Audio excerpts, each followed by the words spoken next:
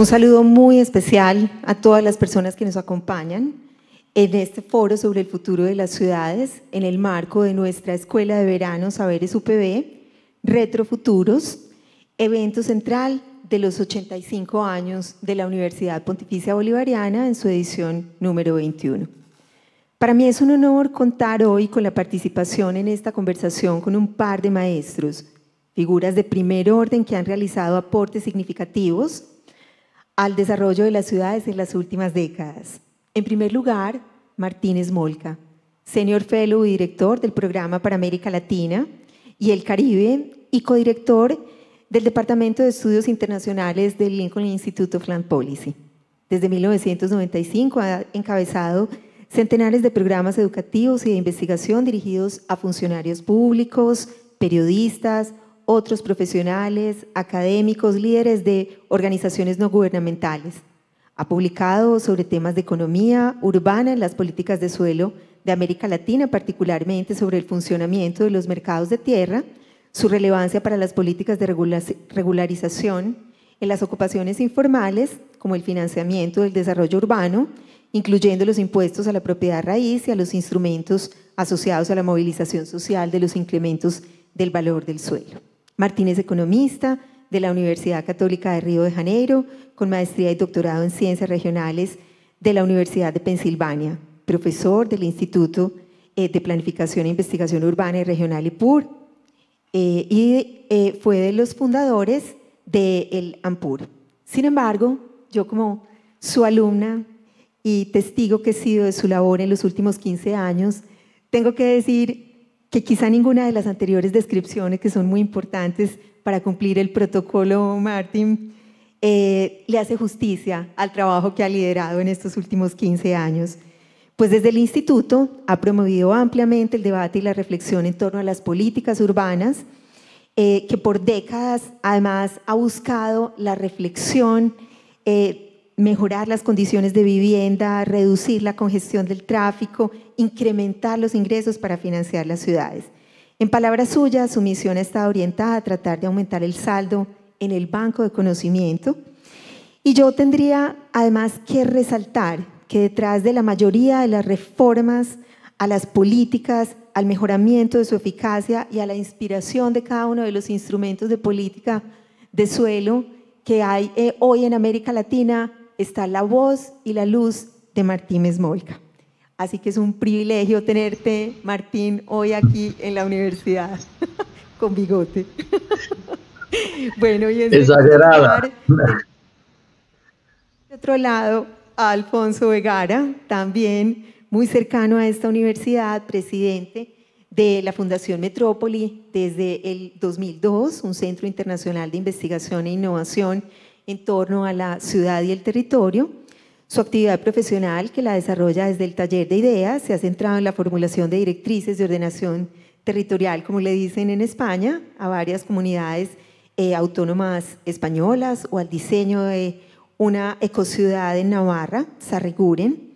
Ha desarrollado también una amplia actividad docente en diversas universidades. Recién seguramente nos contará que acaba de publicar también un libro.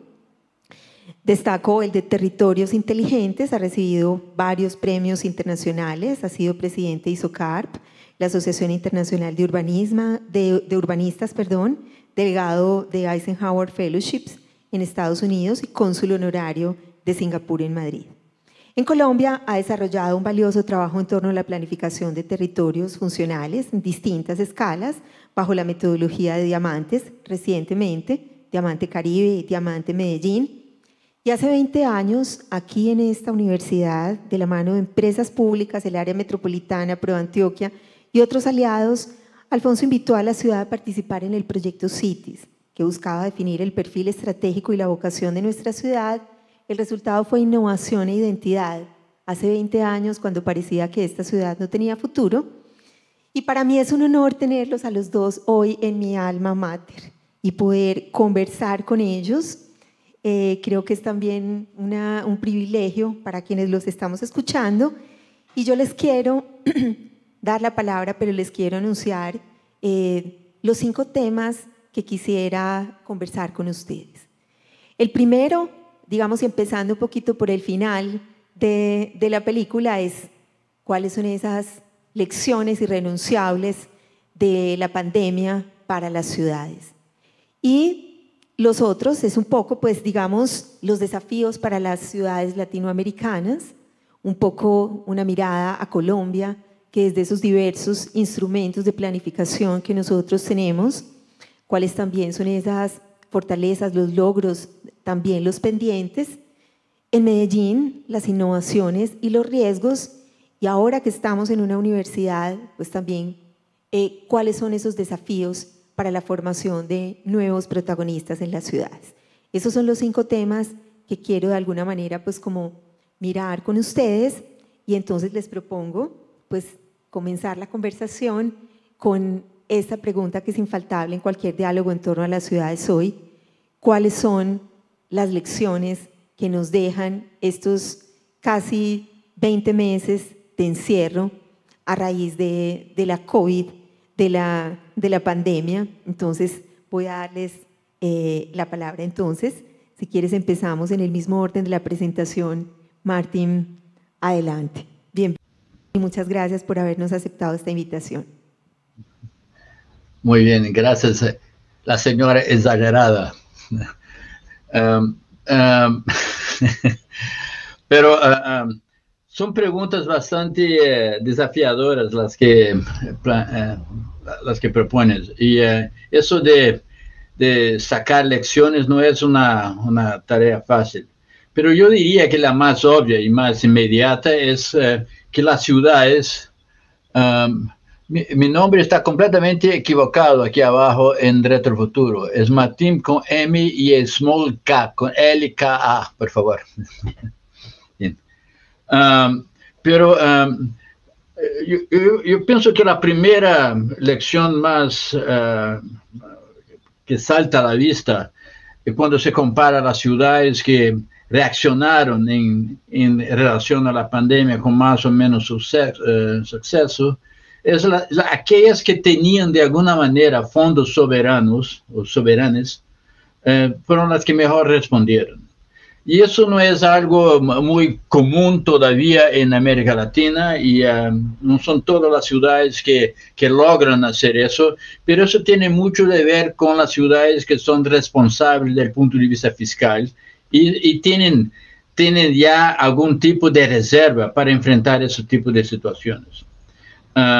Yo no sé cómo quieres administrar esa discusión, si quieres punto a punto, o quieres que primero ponemos todo lo que queremos decir sobre la primera cuestión que planteas, o quieres primero hacer un ping pong por ahí, o cómo sería.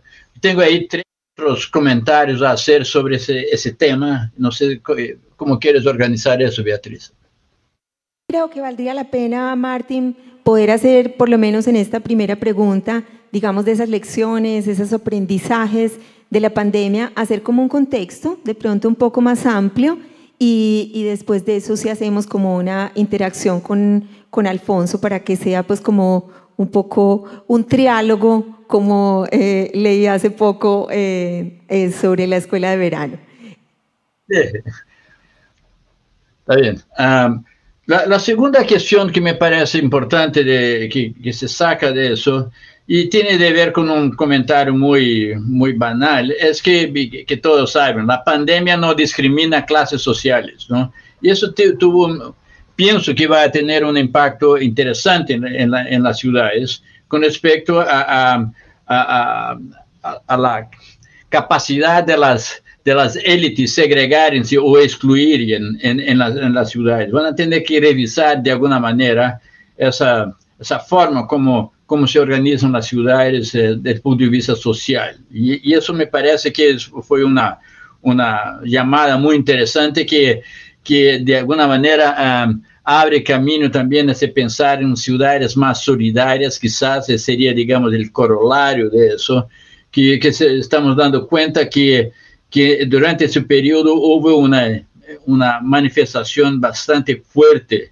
de solidaridad humana, quizás no vista en esa magnitud a mucho tiempo, ¿no? Y Eso ahí me parece también que fue algo que hay que revisar y entender mejor. Todavía tengo que decir que todavía no tenemos las hojas de té, como se dice, todavía no dicen mucho sobre el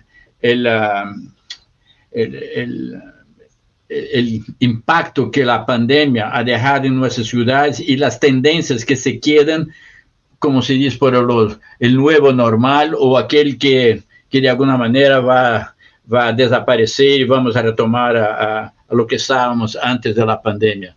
Yo tengo la tendencia de pensar que si no vamos para nada a retomar exactamente lo que estábamos antes de la pandemia, vamos a tener que enfrentar una serie de nuevas situaciones, y esas nuevas situaciones no son así. La pandemia de alguna manera aceleró procesos mucho más que introdució nuevas inflexiones importantes en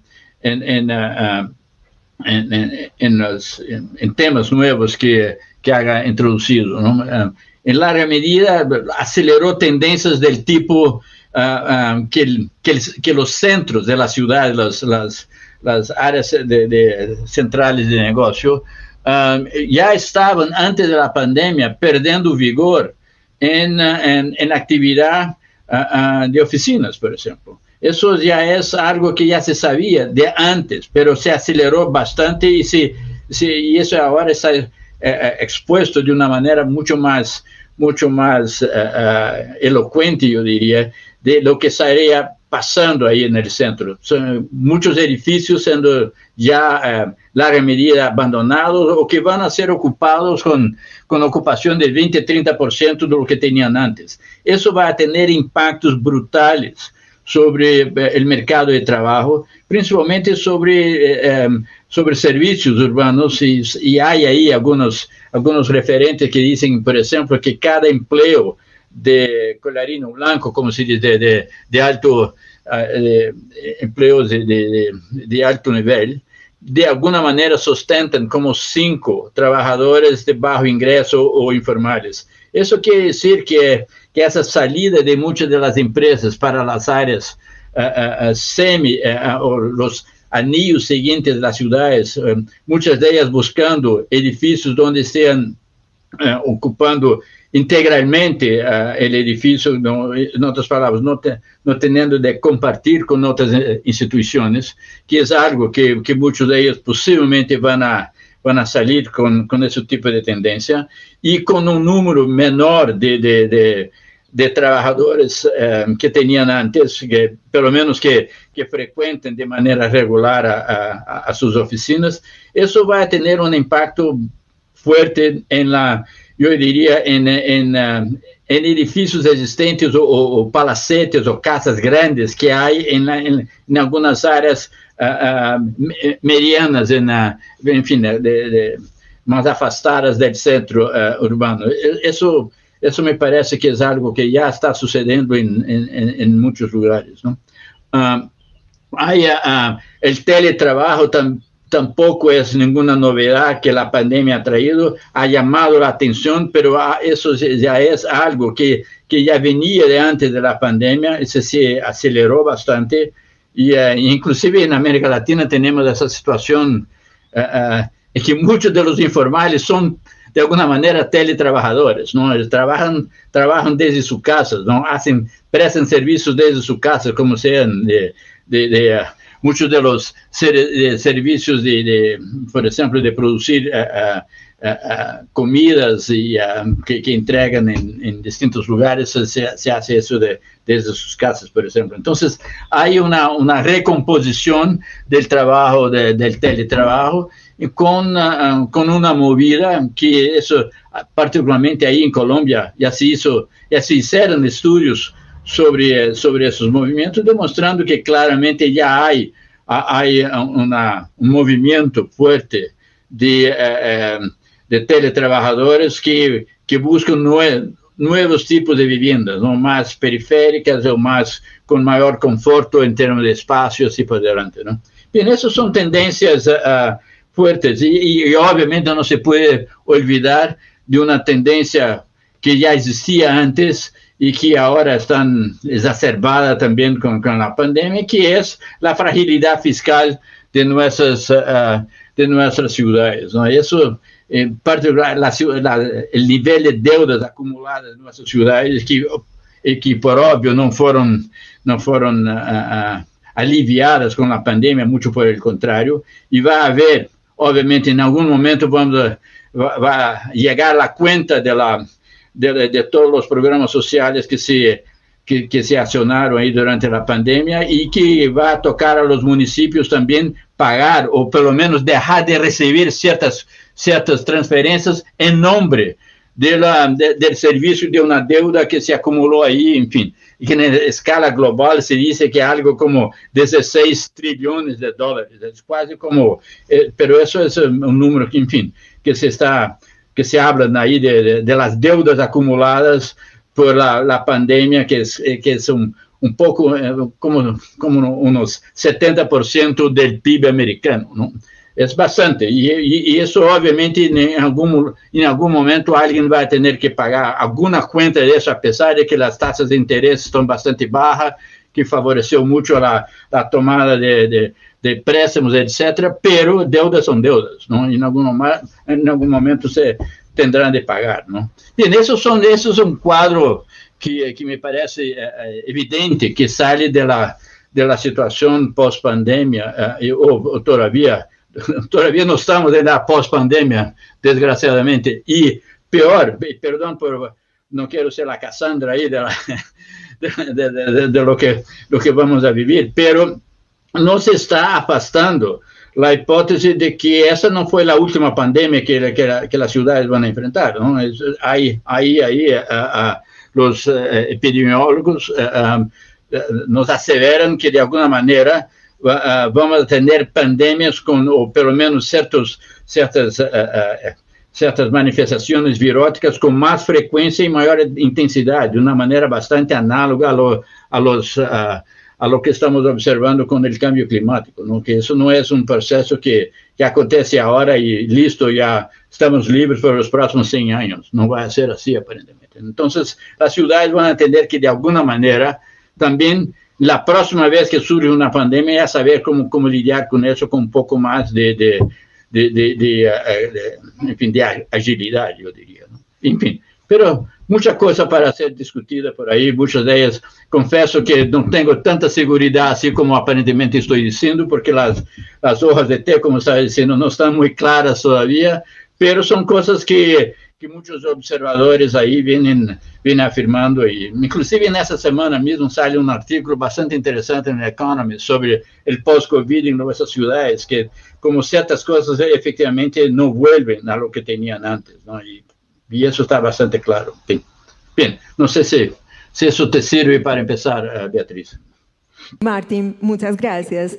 Y además, digamos, un poco para quienes nos están escuchando, los estudiantes, los profesores, digamos que hay aquí un valor muy grande en la diferencia de escalas también de miradas, que no es tan evidente en esta primera pregunta, pero Martín adelanta algo de lo que, digamos, está incluido en los siguientes temas de conversación, y es esa fortaleza fiscal que tienen las ciudades que tuvieron un mejor comportamiento, y desde luego que se convierte en un desafío ese trabajo de tener conocimiento, desarrollo técnico, socialización de esos instrumentos que financian el desarrollo de las ciudades.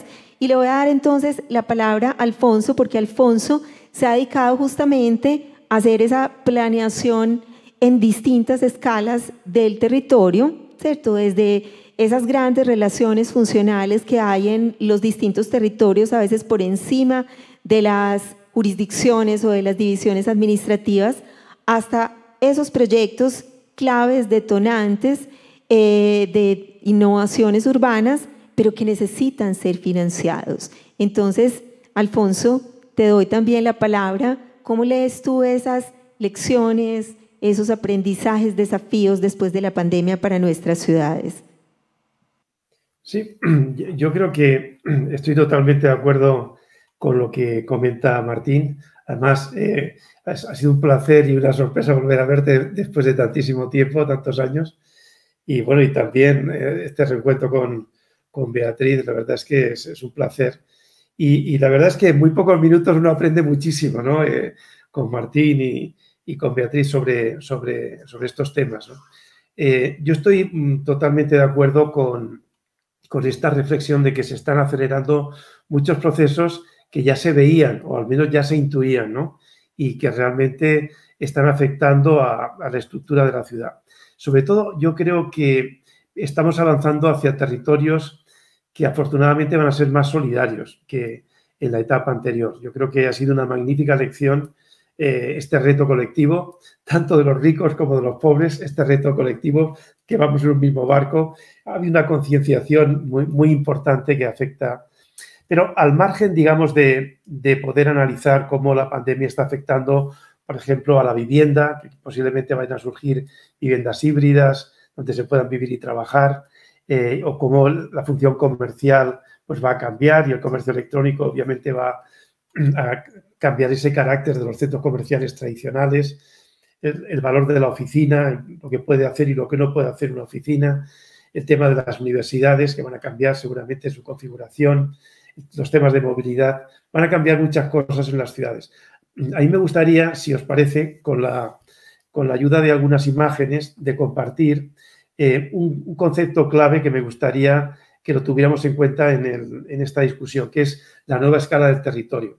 Si bien tradicionalmente las ciudades eran los términos municipales y luego las áreas metropolitanas, hoy día ya estamos viviendo en un mundo de superciudades y de diamantes territoriales o de estructuras policéntricas, donde uno puede vivir, trabajar, divertirse, aprender, etcétera, contactar con la naturaleza en distintos entornos, más allá de las delimitaciones administrativas convencionales.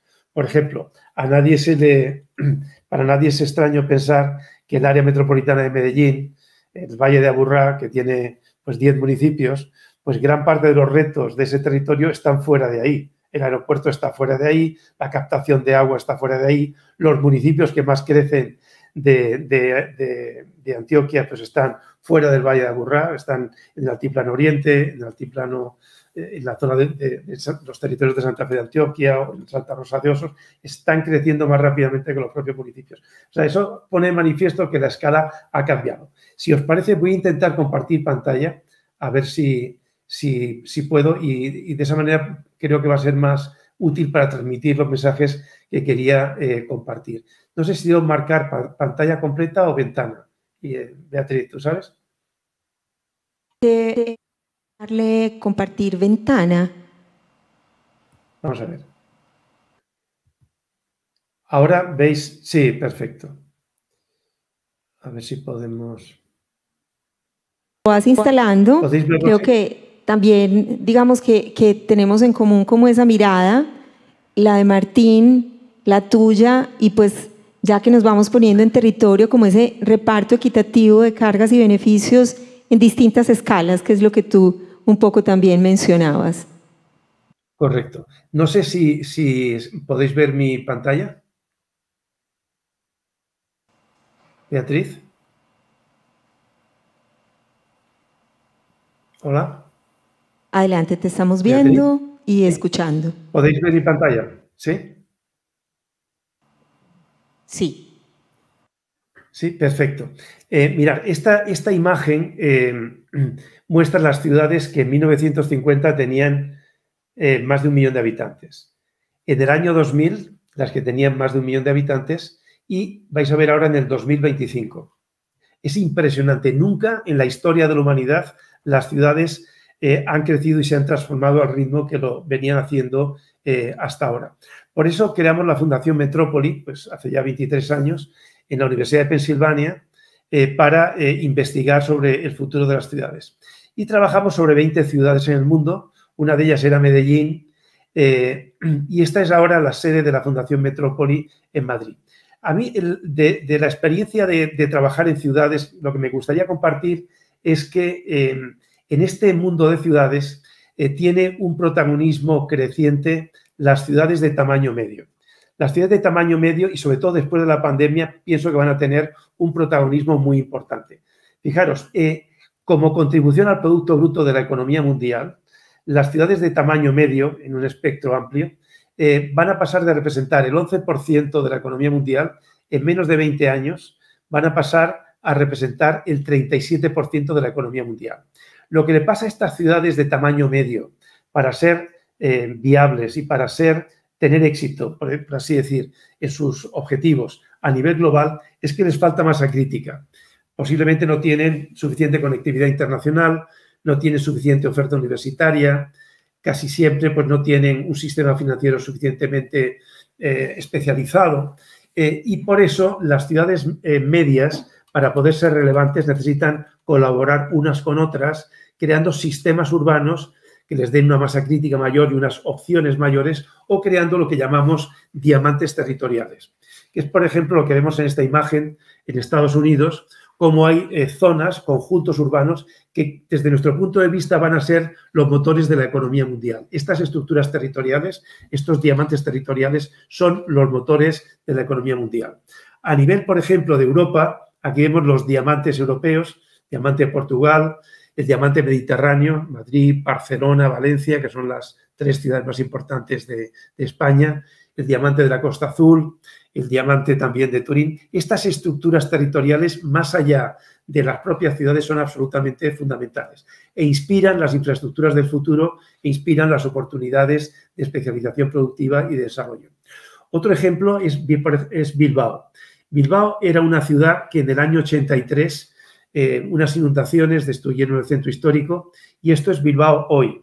Es increíble ese proceso de transformación tan importante, pero no es posible entender este fenómeno de transformación de Bilbao y, por ejemplo, la transformación del ensanche y del centro histórico en el distrito digital de la ciudad, o si no es posible entender esa transformación de Bilbao sin la visión territorial amplia, sin este diamante territorial vasco, Bilbao, San Sebastián y Vitoria, donde en su momento nosotros ya planteamos en el plan regional una Y vasca, que es un tren de alta velocidad que conectaba 3 ciudades pequeñas, Bilbao, San Sebastián y Vitoria, creando una ciudad-región policéntrica realmente mucho más poderosa y con un ámbito de acción económica mucho más sólido. De esta manera, ciudades medias, sobre todo en Europa, están siendo muy relevantes y se están especializando y pueden ser innovadoras y realmente relevantes a nivel global sin necesidad de ser megaciudades como está pasando en otras regiones del mundo.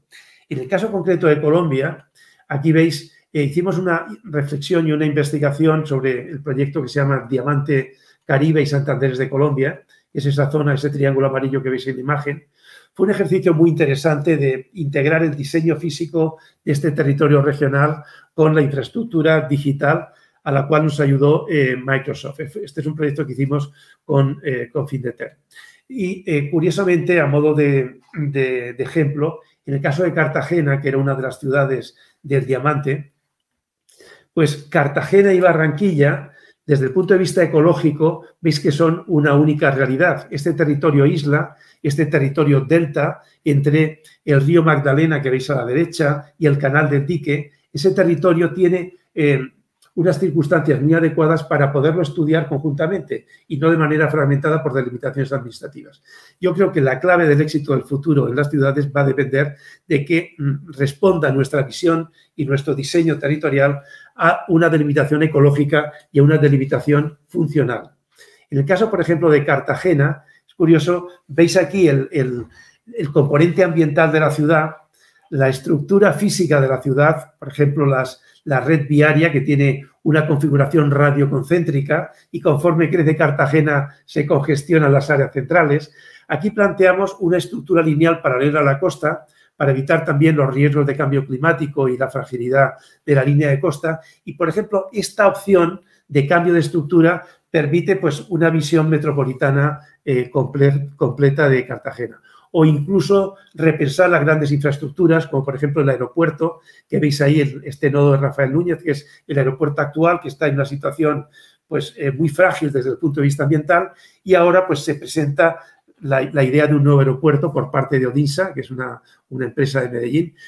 Se presenta la posibilidad de hacer un nuevo aeropuerto y eso afecta a la configuración global del área metropolitana. De manera que, por ejemplo, este desarrollo lineal que veis paralelo a la Ciénaga de la Virgen, pues responde en gran medida de este cambio de estructura propiciada por una medida muy concreta. O, por ejemplo, el transporte por agua o la posibilidad de recuperar espacios naturales como la Ciénaga de la Virgen a través de un parque de los manglares, o incluso la recuperación de lo que sería la bahía histórica de Cartagena, ahora como bahía digital.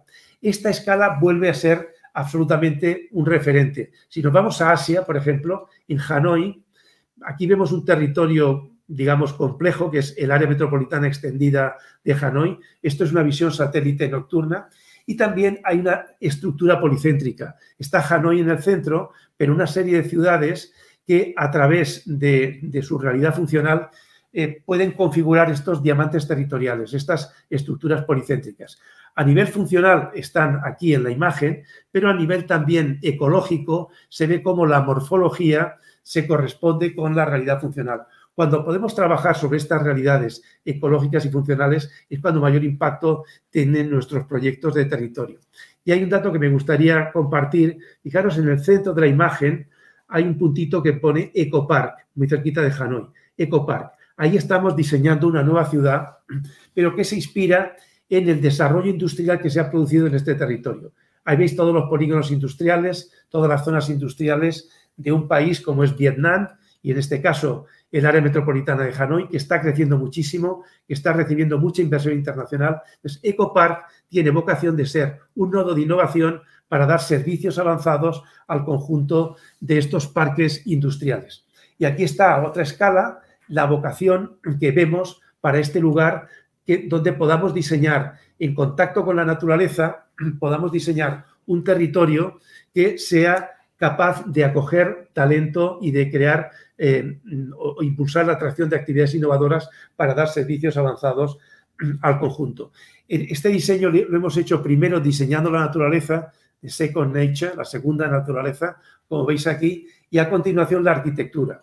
De manera que dentro de esta arquitectura hay componentes como, por ejemplo, la vía digital.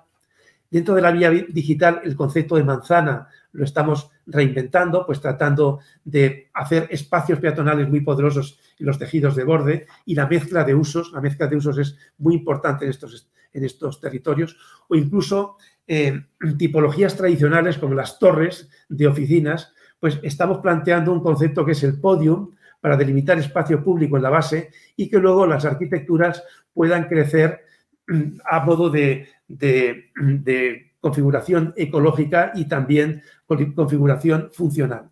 En definitiva, los diferentes proyectos, bien sean el Global Corporation Campus al que he hecho referencia, o una zona de incubación junto a las universidades para residencias de estudiantes, nodos de innovación, coworking, faculty club, etcétera, que puedan realmente ser tipologías donde el espacio público sea un espacio de interacción. O incluso que tipologías tradicionales puedan realmente inspirar arquitecturas contemporáneas dentro de estos entornos. De manera que se pueda configurar un territorio híbrido donde podamos desarrollar las distintas funciones, no un espacio zonificado, y que sea fundamental. Y que permita al mismo tiempo integrar la tecnología digital y la tecnología y el diseño físico del territorio. Incluso estos proyectos, que de cara al futuro va a ser importante que los vayamos configurando con los nuevos esquemas y las nuevas necesidades ya post-pandemia, necesitan también una marca. En este caso, fijaros, una piedra que se transforma en un diamante y que, como estaba en el corazón del diamante, este proyecto se llama The Diamond City, la ciudad diamante, justamente para crear un nodo de innovación que permita la modernización y el desarrollo de estos territorios industriales que se han venido desarrollando en Vietnam.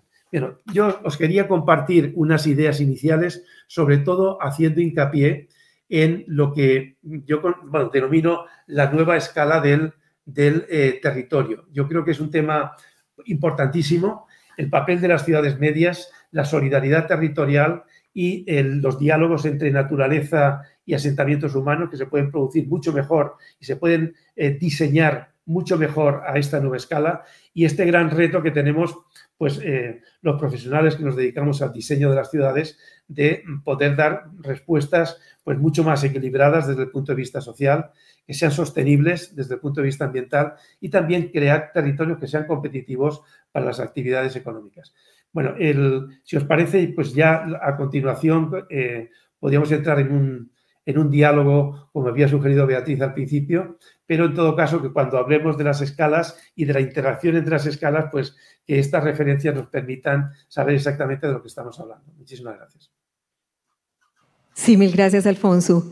Y a propósito de esto que tú introduces, digamos, es esta organización solidaria de los territorios en función de las vocaciones, de las fortalezas, pero frente a lo que subyace ese reparto equitativo de cargas y beneficios a escala suprarregional, si se quiere en algunos casos, ¿cierto? Dependiendo de la escala. Además, pues también reiteras un tema que había también empezado a introducir Martín, y es el tema pues del cambio climático. Y me voy a Martín. Hace no mucho tiempo, quizá en un foro de la CAF, Martín, sobre el futuro también de las ciudades, tú hablabas, digamos, frente a estos proyectos de ciudades policéntricas, de redes de ciudades que además aceleran la evidencia de la importancia de los sistemas de transporte, de articulación para poder tener esa organización de ciudades policéntricas, pero realmente volvemos también a una pregunta que es la que tú siempre pones en el escenario. ¿Y quién paga, cierto? Esa nueva organización que demanda esa organización policéntrica que desde el punto de vista, digamos, también del urbanismo, sin considerar pues como los aspectos económicos, pues es mucho más eficiente, no carga tanto el territorio, pero efectivamente también necesita quien la pague. Entonces, frente a, digamos, a esas ideas que además pues como son bastante atractivas, sobre todo en Colombia, que tenemos tal riqueza de instrumentos de planificación, incluso en cada periodo de gobierno tenemos nuevos instrumentos de planificación. Ahora tenemos POD, tenemos PEMOT, tenemos ahora los instrumentos de planificación regionales, asociaciones de planificación. Entonces, Martín, ¿cuáles son esos desafíos para estas ciudades latinoamericanas con esta mirada tan ambiciosa de ciudades policéntricas, pero con la urgencia, y vuelvo al principio, de fortalecernos fiscalmente para tener cómo responder a lo urgente y a lo importante, para responderle a una pandemia que nadie estaba esperando y para responderle, pues bueno, a la planificación de las ciudades y al desarrollo, a la financiación del desarrollo urbano? Algo me sucedió que todo desapareció de aquí, a ver. Ok, está bien. Mira, tenemos un amigo común que tú te recuerdas, llamado Paulo Sandrone, que dice que después de 50 años de práctica como experto en ciudades, de planificación urbana y esas cosas, llegó a una conclusión muy sugestiva, que le concluyó que después de esos 50 años, que algo insospechado por muchos, que hacer ciudades con plata es mucho más fácil que sin plata. Y eso me pareció un resultado bastante, ¿cómo se dice?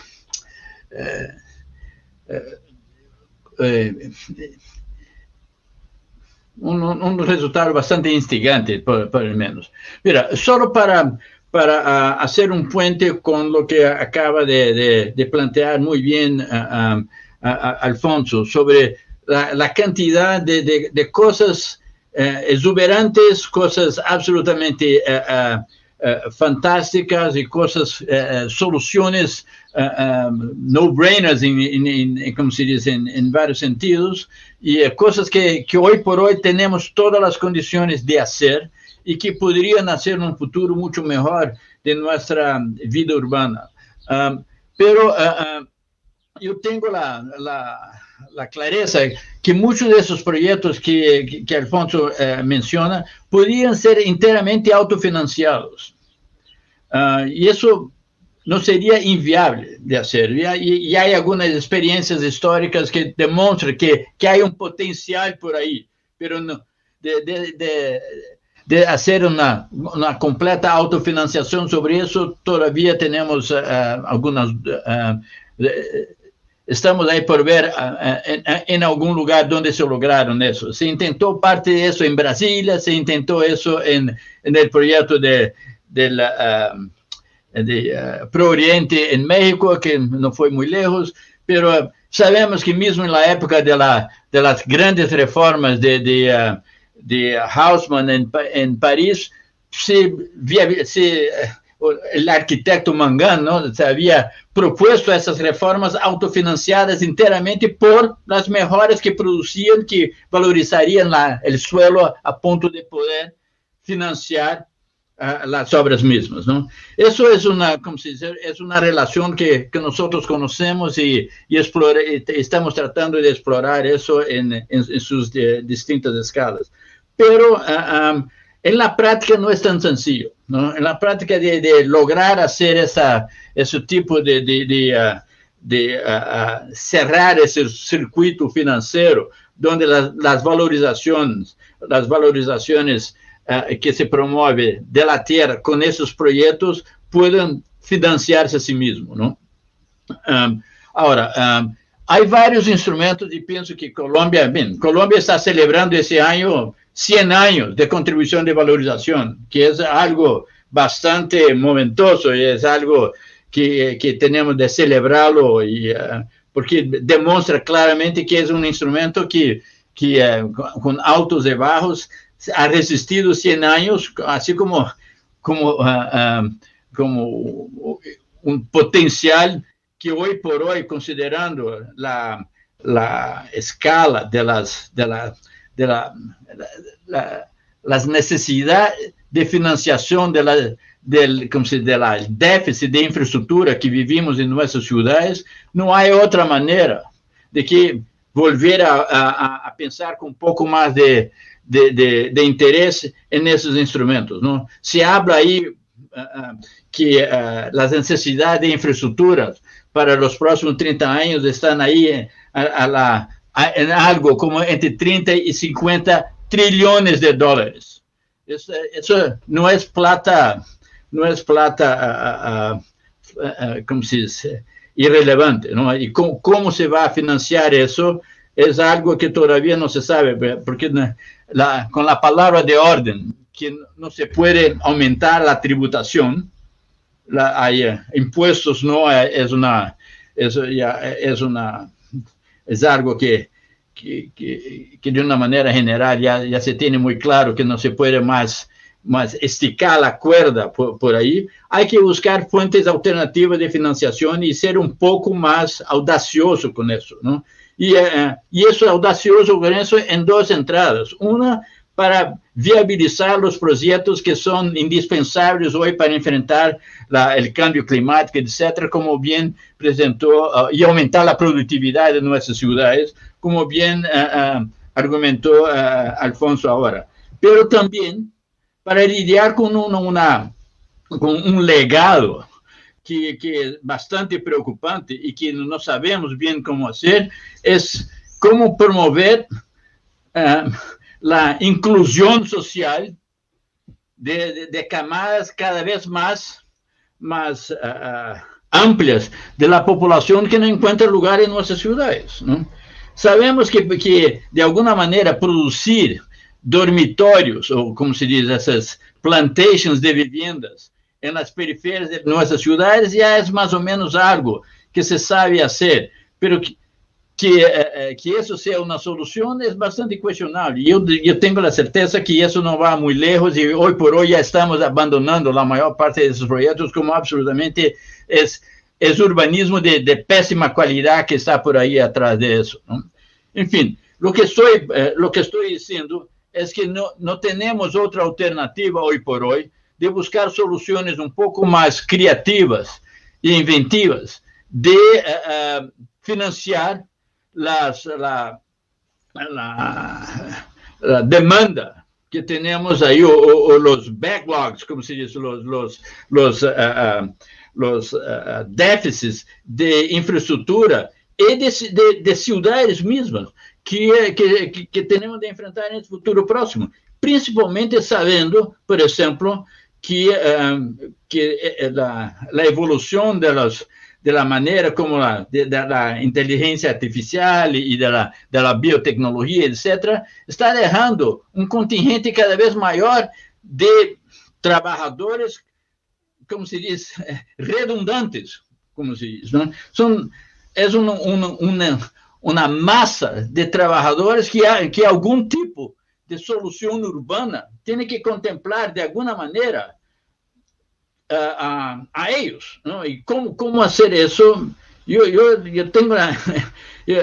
confieso que todavía estoy bastante preocupado con lo que se puede hacer en esa escala, porque sabemos cómo producir buen urbanismo, sabemos cómo producir lo que hay que hacer para protegerse de los accidentes climáticos, sabemos que debemos hacer para mejorar la calidad de vida de la gente, pero sabemos también que las ciudades están creciendo con costos crecientes de provisión de infraestructura y servicios. Veamos,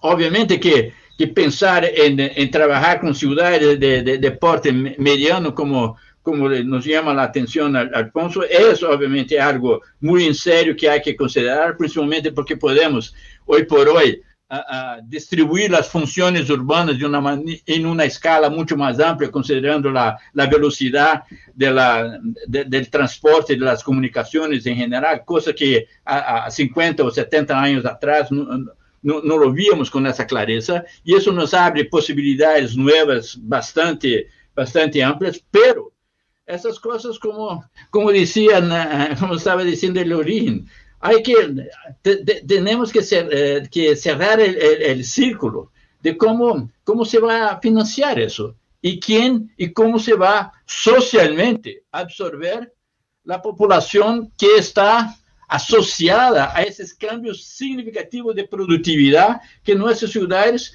tienen un potencial de alcanzar. Y eso no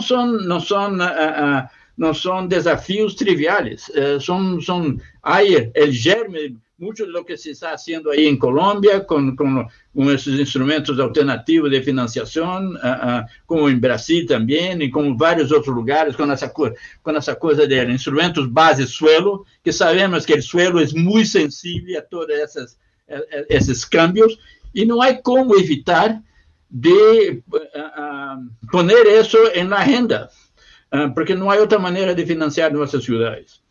Y, en fin, hay mucho más que decir sobre eso, pero está claro que no hay cómo pensar en esas alternativas para nuestras ciudades en el futuro sin estar ahí pensando en formas de cómo deshidratar los valores del suelo generados por esos emprendimientos, cómo mejor distribuir las cargas y beneficios de la urbanización, y cómo principalmente hacer con que el suelo no sea sencillamente un pretexto para los propietarios, los rentistas, a beneficiarem de todas essas coisas. Isso tem que ser socializado de alguma maneira, tem que ser volver a las comunidades de alguma maneira. E isso é lá, de alguma, sobre certo ponto de vista, é a forma, a razão de ser do próprio Instituto Lincoln, quando esse industrial aí, John Lincoln, há mais de 100 anos atrás, se deu conta de isso e criou uma instituição e disse: mira, a renda de suelo é produzida por la comunidade e tem que volver a ella. Sencillo como isso. E essas verdades sencillas temos que pensar seriamente se é que queremos buscar soluções para esses desafios urbanos que temos aí a futuro. Gracias, Martín. Yo tengo que confesar que cuando estaba preparando las preguntas pensé que eran pocas y resulta que el poco era el tiempo. Entonces me voy a ir, digamos, a un tema que me gustaría ya puntualizar para cerrar, antes de darle como las dos últimas intervenciones a ustedes, y es, pues, Alfonso, entonces está claro que en esa mirada que tú planteas, que además es impresionante porque es una mirada quizá frente a toda la riqueza de instrumentos que tenemos para planificar todas las escalas del territorio en Colombia, adolecemos más bien de esa mirada o esas miradas generales que tú logras plantear con esta metodología de diamantes que has ido abordando como unas porciones territoriales de país, y además bajándola a la escala de proyectos estratégicos para enriquecer, digamos, esa mirada solidaria de los territorios en función de sus vocaciones. Y yo creo que hay que resaltar cada vez más lo que dice Martín, hay que acompañar esas propuestas de proyectos estratégicos con las formas de financiación. Y aquí me voy a bajar a Medellín. Medellín ha innovado en instrumentos de planificación, instrumentos de gestión y de financiación, algunos que están planteados sin estrenar incluso en la ley misma colombiana, pero en Medellín que hemos, digamos, ido adelante, pero algo que ha resaltado Martín, que también tú conoces bien, y es que nosotros tenemos una fortaleza institucional y es empresas públicas, además, digamos, de cierta riqueza fiscal que, aunque uno lo dice, todavía nuestro predial tiene posibilidad de crecer en América Latina, pero especialmente en Colombia, para poder financiar. Eso asusta y preocupa, pero es la verdad, es cierto. Tendría posibilidad de crecer para financiar proyectos importantes de infraestructura como los que menciona Alfonso. Y digamos que para cerrar, ¿cuáles son esos desafíos que desde una universidad como la nuestra les presentaba, la primera universidad privada en Antioquia, una universidad con cerca de 20.000 estudiantes, con todas las disciplinas, desde la formación en el colegio hasta la formación doctoral, los desafíos para poder seguir atendiendo estas, digamos, mantener la fortaleza institucional en Medellín, poder seguir desarrollando instrumentos para mantener la calidad urbana de una ciudad como la nuestra, que además sirve un poco también de semillero, de referente al resto del país, en algunos casos de buenas prácticas, que no mejores prácticas para el resto de América Latina.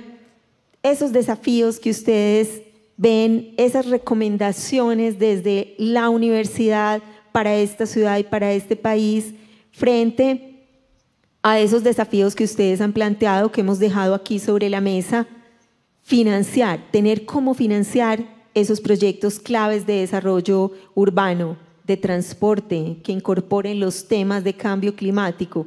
Eso un poco para cerrar esta conversación con ustedes que sigo celebrando. Entonces, Alfonso primero y después Martín. Muy bien. Bueno, yo creo que la experiencia que tiene Martín en la búsqueda de soluciones para la financiación de la urbanización y de los desarrollos urbanos, de manera que las propias plusvalías que se generan pues puedan financiar las infraestructuras. Yo creo que ese camino es un camino importantísimo. A mí me gustaría sugerir algún otro. Recientemente tenía yo una conversación con la presidenta, bueno, la secretaria ejecutiva de ONU Habitat, que se llama Maimuna. Pues Maimuna era la alcaldesa de una ciudad que se llama Penang. En Penang es una isla en Malasia, cuyo centro histórico es Georgetown. Y estuvimos durante 6 años haciendo el plan de la isla de Penang y viendo, pues, sobre todo mecanismos para poder financiar con la colaboración público-privada algunas de las operaciones. Aquello salió muy bien. Luego, ella, que era urbanista y alcaldesa, le nombraron presidenta de los alcaldes de Malasia y posteriormente su gobierno la presentó para que fuera presidenta o secretaria, directora ejecutiva de ONU Habitat. Y en este momento, pues Maimuna es la presidenta ejecutiva. Y hablando con ella, me comentaba, después de lo que habíamos sufrido juntos para poder financiar los proyectos que imaginábamos en Penang, me comentaba, viajando por el mundo, viendo líderes y viendo ciudades y viendo territorios, me di cuenta que muchas ciudades, porque no invierten $1 millón en definir un proyecto de ciudad, no son capaces de recibir, ella decía, $1 billón, o sea, 1.000 millones de los americanos, $1.000 millones de inversión porque no tienen proyecto, porque no hay certezas de cómo va a ser el futuro de ese territorio. Es decir, que yo veo una gran diferencia entre unas ciudades y otras, al margen de que unas sean más ricas y otras sean más pobres. Hay ciudades que son muy grandes y otras que son más pequeñas. Al margen incluso de las zonas climáticas, la gran diferencia entre una ciudad y otra es que hay ciudades que tienen proyecto de futuro, que tienen visión, que han hecho un ejercicio de consensuar el proyecto de futuro al que aspiran, y ciudades que no han hecho ese ejercicio. Entonces, el hecho de tener proyecto es un valor intrínseco. Al margen de que haya, digamos, acciones como hacer un tramo de carretera o crear un equipamiento, que parece obvio que eso mejora mucho la ciudad, pero también mejora mucho la ciudad y quizá en mayor medida el hecho de tener una cultura de la colaboración público-privada y tener también, digamos, esa referencia de tener un proyecto de futuro. Eso es muy importante.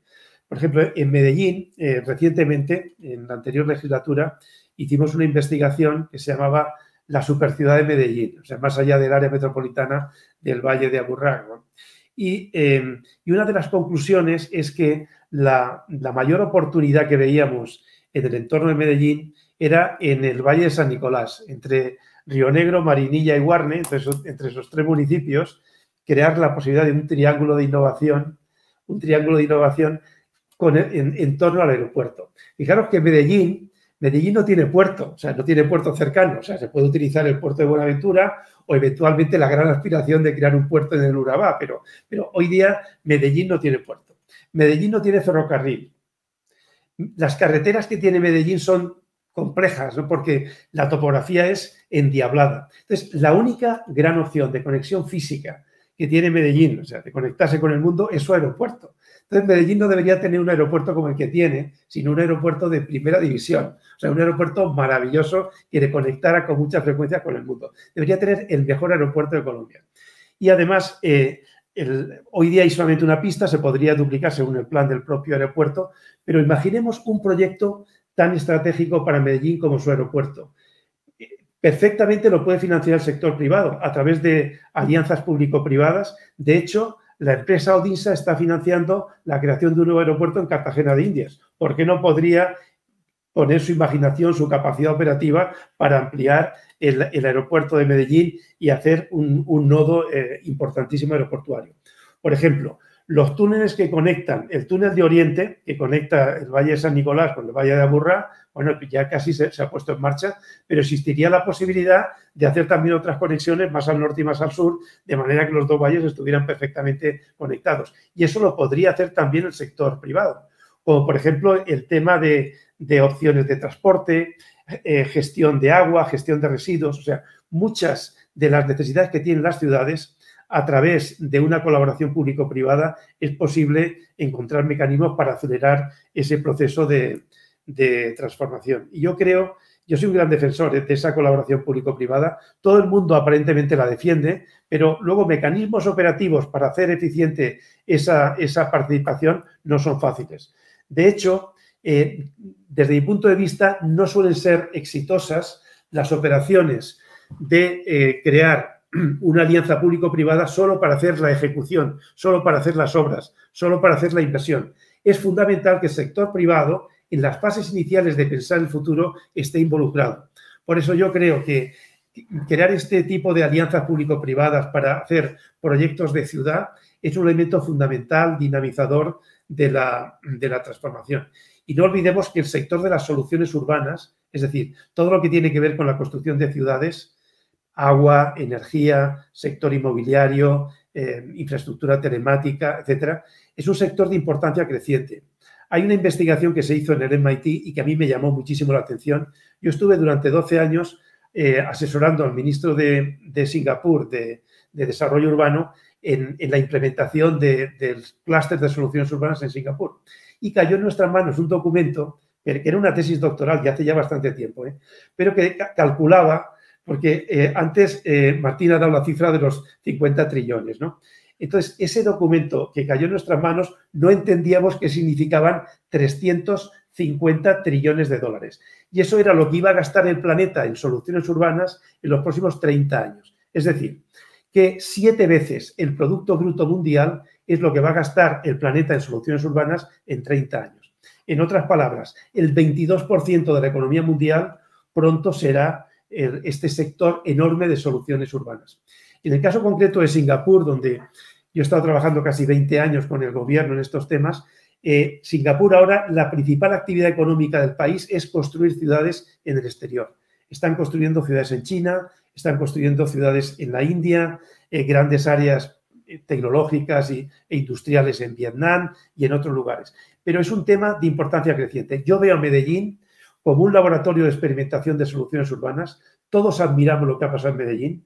Desde la ciudad que yo conocí, cuando conocí también a Beatriz hace casi 25 años, que era una de las ciudades más peligrosas del mundo. O sea, era dificilísimo que tus amigos te dejaran bajar del aeropuerto a la ciudad y que te dejaran subir solo en un taxi de la ciudad arriba. Y ahora es el gran referente en temas de urbanismo social. Se han conseguido retos formidables con las empresas públicas de Medellín, la cultura de cooperación público-privada, instituciones, por ejemplo, como ProAntioquia, los diálogos entre las gobernaciones tradicionalmente, no siempre, pero entre las gobernaciones y las alcaldías. Entonces, hay muchas lecciones que en todo el mundo admiramos y que hemos seguido con muchísimo interés y que podría ser un gran laboratorio, igual que lo es Singapur para la zona asiática. Medellín podría ser un gran laboratorio de soluciones urbanas para América Latina, porque tiene un nivel de complejidad alto y porque ha demostrado que lo sabe y lo puede hacer. Está escuchando el jefe Alfonso, entonces que sea una invitación no solamente para él, sino para ustedes, para que desde la Bolivariana armemos el laboratorio de investigación e innovaciones urbanas para exportar. Oye, como curiosidad os diré que Singapur hace unos años creó una alianza con el Politécnico de Zúrich y crearon el Future Cities Lab. Son programas de 5 años, pero tienen una universidad de primer nivel trabajando con la ciudad, haciendo tesis doctorales, haciendo investigación y tratando de transferir conocimiento. Pero en todo caso, los esfuerzos que haga la ciudad de Medellín y sus universidades en temas de soluciones urbanas, de diseñar el futuro del territorio, yo creo que es un sector que tiene una importancia creciente para que luego los profesionales de Medellín, las empresas de Medellín puedan trabajar con la marca Medellín, con la referencia de la experiencia de Medellín en América Latina e incluso en otros lugares en el mundo. Gracias, Alfonso. Martín. Sí, me encantan esas falas de lo que estaba diciendo Alfonso. Yo también me gusta mucho pensar el positivo, pensar que sí se puede y que sí, efectivamente hay poner la mente para pensar. No hay límite de lo que podemos lograr, ¿no? Pero solo para hacer algunas cualificaciones ahí. Estoy enteramente de acuerdo que hay inúmeros proyectos que no hay por qué no se pueden autofinanciar, porque los beneficiarios de esos proyectos es tamaño el beneficio que no hay, es una cuestión solo de cómo lograr la convergencia de intereses para hacer el proyecto acontecer, ¿no? Que en esencia lo que estamos hablando es que el aumento de productividad es un mecanismo poderosísimo de autofinanciación y con un poquito de inteligencia esos proyectos que, como por ejemplo un aeropuerto en lugar cierto, en la hora cierta para los usuarios ciertos, el aumento de productividad que puede producir es más que suficiente para que se autofinancien. El problema mayor que hay por detrás de eso es lo que la Ostrom levanta, es la tragedia de los comunes, ¿no? Cómo lograr que la gente, de alguna manera, tome acciones que puede ir de encuentro, que no va a ser un free rider en esos proyectos. Y ese tipo de concertación nos hace levar enfim, e penso que tu vas a concordar aí comigo que o grande déficit não é tanto de la plata, é a capacidade de gerência, de como lograr poner os interesses como se diz, perfilá-los em uma direção deseável por la colectividad. Eso ahí está, me parece, el arte. Pero hay varios de esos proyectos que se autofinancian tranquilamente, ¿no? Pero hay también el problema que yo veo ahí, y eso, para no estar ahí haciendo también el juego del contento, como se dice, ¿no? Es que hay... tenemos un pasivo social muy fuerte y esos proyectos no necesariamente ¿cómo se dice? Absorben ese pasivo. Y eso ahí hay una serie de tipos de proyectos donde ese tipo de productividad no existe probablemente. Lo que hay son necesidades sociales que tienen que ser enderezadas y que de alguna manera los beneficiarios necesitan más que una vivienda, necesitan oportunidad de trabajo, necesitan una serie de otras cosas que vienen asociadas a esas iniciativas. Y ahí, por ejemplo, solo para, en la época que se hizo el foro urbano ahí en Medellín, también circulaba un libro, praticamente, demostrando que Medellín había aumentado dramáticamente, sería la ciudad más desigual en Colombia. Como parte de eso fue un poco el corolario de mucho que se habían hecho y la manera como se hizo las cosas ahí en Medellín. Pero el problema es que me parece que el futuro próximo que tenemos con esa cosa de la redundancia del trabajo, principalmente no calificado, es que tenemos un pasivo muy feo para tener que absorber ahí. Y muchas de esas, por más que logremos viabilizar proyectos que aumenten la productividad significativamente de ciertos segmentos de la sociedad, hacer que ese aumento de productividad resulte de una manera incluyente en las ciudades como un todo, no es una tarea trivial, ¿no? Y cómo pensar eso, yo todavía sigo pensando que un componente importante son esos proyectos que resulta en un aumento de productividad significativo que puede redundar directo o indirectamente en mayores impuestos o mayores capacidades de movilización de inversiones privadas, así por delante. Pero hay también un otro componente de varios proyectos que no alcanzan eso y que tienen como resultado un efecto muy fuerte en el valor del suelo y que distribuyen de manera muy perversa essas formas de inversión y de cambios de uso que se generan en nuestras ciudades. Y eso, en algún momento, tenemos que dar un basta en esa cosa. Porque eso ahí es casi que un undermine, como se dice, el corroe la base del crecimiento de nuestras ciudades. Y eso en algún momento, esos señales tienen que ser enviados y hay que enfrentarlos de frente, ¿no? Porque eso no les doy un ejemplo.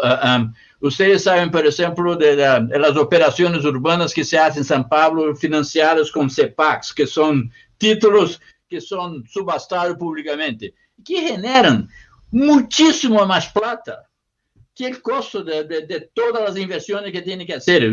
Solo para dar un ejemplo, 2 de esas operaciones que tienen más o menos 600 hectáreas de la ciudad, son polígonos grandes de intervenciones, generaron más de 3 billones de dólares. Mucho más plata, solo de la plata que no se usa porque generóse mucho más plata. Hay solo de pago de interés de la plata parada son 300 millones de dólares, porque no saben qué hacer con esa plata que solamente puede ser usada allá. Entonces, la capacidad de autofinanciación con valor del suelo es evidente que es posible, es viable y con poco, y ya se están haciendo, ya hay que pensar eso de una manera más amplia, ¿no? pero eso quiere decir, en el caso de esos instrumentos como el CEPAC, eso tiene la adhesión directa de los desarrolladores. Eso no hay un juego de suma cero. Eso es de interés de ellos. Ellos pagan esos CEPACs en subastas públicas con una sonrisa de orilla a orilla, porque saben exactamente que si no van a pagar en esos certificados, van a tener que pagar eso al propietario del suelo. Es uno o el otro, pero la plata es la misma. Porque eso es esencialmente un derecho de edificabilidad que tiene un valor, del valor que se transfiere, si no hay un título de ese, se transfiere el precio del suelo. En otras palabras, hay que dar cuenta que la ciudad tiene la capacidad de se autofinanciar y hay que pensar seriamente en esos instrumentos. Parte de ellos son público-privados, operaciones en proyectos que tienen bien definidos los beneficiarios y los inversionistas que estarían dispuestos, por ende, a financiar, pero hay una serie de otros que son mucho más diseminados y que tienen que usar el suelo. No hay otro.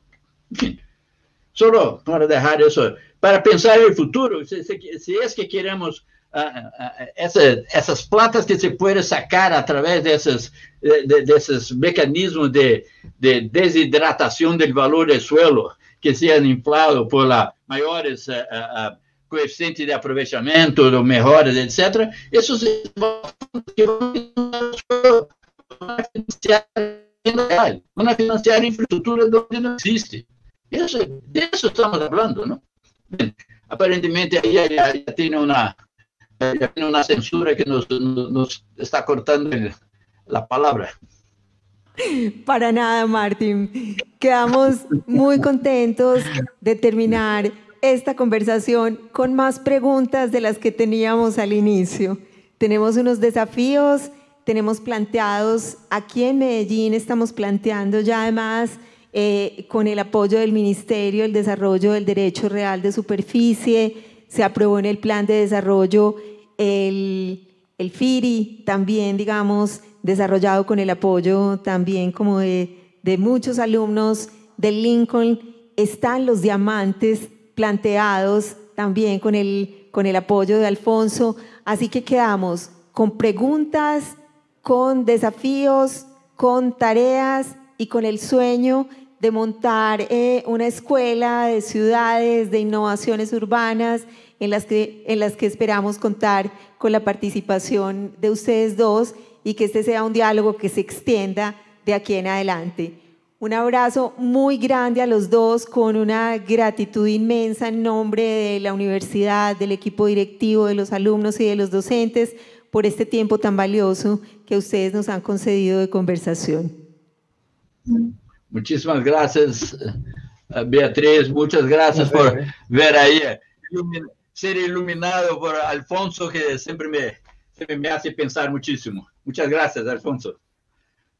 No, un placer. Un abrazo a todos.